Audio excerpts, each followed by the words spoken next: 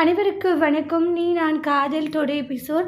ஒவ்வொரு போட்டி வைக்கிறாங்க. ஹஸ்பண்ட் வந்து ஒய்ஃபை தூக்கிட்டு வரணும் அப்படின்ற மாதிரி. அப்போ ராகவ் அபியை தூக்கிட்டு வராங்க. இதை பார்த்த உடனே ரொம்பவே சந்தோஷப்பட்டுட்டு இருக்காங்க அவங்க ஃபேமிலி. முரளிகிருஷ்ணா மட்டும் பயங்கர கோவத்தில் இருக்காங்க. டே ராகவ், அபி இறக்கி விடுடா அப்படின்றாங்க.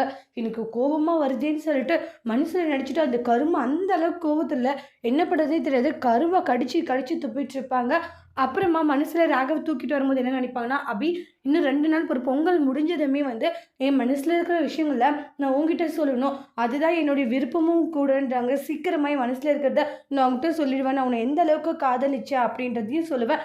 இப்போ நான் உன்னை எந்த அளவுக்கு நேசிக்கிறேன்றதையும் சொல்லணும்னு மனசில் நினச்சிட்டு வந்து தூக்கிட்டு வந்து இறக்கி விடுறாங்க. ரொம்பவே சூப்பராக இருந்துச்சு அத்தை. இப்போ நீங்கள் சித்தப்பா வந்தால் எப்படி இருக்கும்னு சொல்லிட்டு நீங்கள் நினச்சி பாருங்கன்னு அப்படி சொல்கிறாங்க. அதே மாதிரி நினச்சி பார்க்குறாங்க. அவங்களுடைய ஹஸ்பண்ட் வர்றது, தூக்குறது, இது மாதிரி க்யூட்டான விஷயங்களை நினச்சி அந்தளவுக்கு ஃபேமிலியில் ரொம்ப ஹாப்பினஸோடு இருப்பாங்க. அப்படி போது விடுன்றாங்க. என்னத்தை சித்தப்பா வந்து ஓரத்துக்கிட்டார் போல் அப்படின்றத சொல்லி செம்ம ஃபன் பண்ணிகிட்ருக்காங்க. அதுக்கப்புறமா ரூம்குள்ளார போகிறாங்க. ராகவும் அபியும் டெக்கரேஷன் பண்ணி வச்சுட்டு இருக்கிறத பார்த்துட்டு ஷாக்கிங்கில் இருக்காங்க. யாருடைய வேலை இதுன்ற மாதிரி கேட்டுட்ருப்பாங்க. அப்போ அபி, இதெல்லாம் என்னுடைய வேலை, நான் அவங்களுடைய அத்தை சொல்லவும், என்ன அத்தை இது அப்படின்ட்டு கேட்கவும், இங்கே பார், இது எல்லாமே வந்து நான் தான் பண்ணேன், இதெல்லாம் அப்படி தான் இருக்கும் அப்படின்னு சொல்லிட்டு அங்கேருந்து போயிடுறாங்க. அத்தை உங்களுக்கு தெரியும் இல்லை? ஏடி தெரியும், இங்கே பார் 2 பேரும் சந்தோஷமாக இருங்க அப்படின்னு சொல்லிட்டு போயிடுவாங்க. முரளிகிருஷ்ணா ஜன்னல் வழியை பார்த்துட்டு பயங்கர டென்ஷன் ஆகுறாங்க. என்னடா நடந்துட்டுருக்கீங்க? ராகவ் அபி ஒன்று சேர போகிறாங்களா? இது என்னால் ஏற்றுக்கவே முடியலையா அப்படின்ட்டு சொல்லி பயங்கர கோவத்தில் இருந்துட்டுருக்காங்க. அபி ராகவ் இங்கே ஒன்று சேரக்கூடாது, ஏன்னா அபி எனக்கு சொந்தமானவ, அதை நடக்க நான் விட்டுருவேனா அப்படின்ட்டு சொல்லி பயங்கர கோவத்தில் இருக்காங்க. நானும் போனா போட்டுன்னு பார்த்தா இப்படி எல்லாம் நடந்துட்டு இருக்கு. இதுக்கெல்லாம் ஆண்டாள் தான் காரணம். இது ஆண்டாள் என்ன பண்றதுன்னு தெரியலன்ட்டு முரளிகிருஷ்ணா கோவத்தோட இருக்காங்க. அத்தை ஏதோ பண்ணிட்டாங்க தெரியாத, நீங்க எதுவும் தப்பா எடுத்துக்காதீங்கன்ட்டு 2 பேரும் தனித்தனியாக படுத்துக்கிறாங்க. அடுத்த நாள் ராகவோட வீட்டுக்கு போறாங்க.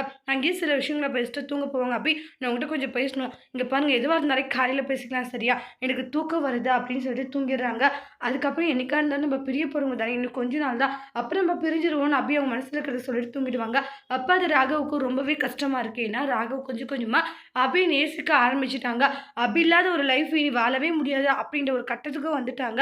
ஆனால் அது அபிக்கு சொல்லலான்னு வரும்போது தான் அபி வந்து அதை காது கொடுத்து கூட கேட்கறதில்ல. தூக்கம் வருதா அப்படி இப்படின்னு ஏதாச்சும் ஒரு ரீசனை சொல்லி போயிடுறாங்க. அது ராகவ் கஷ்டமா இருக்கு.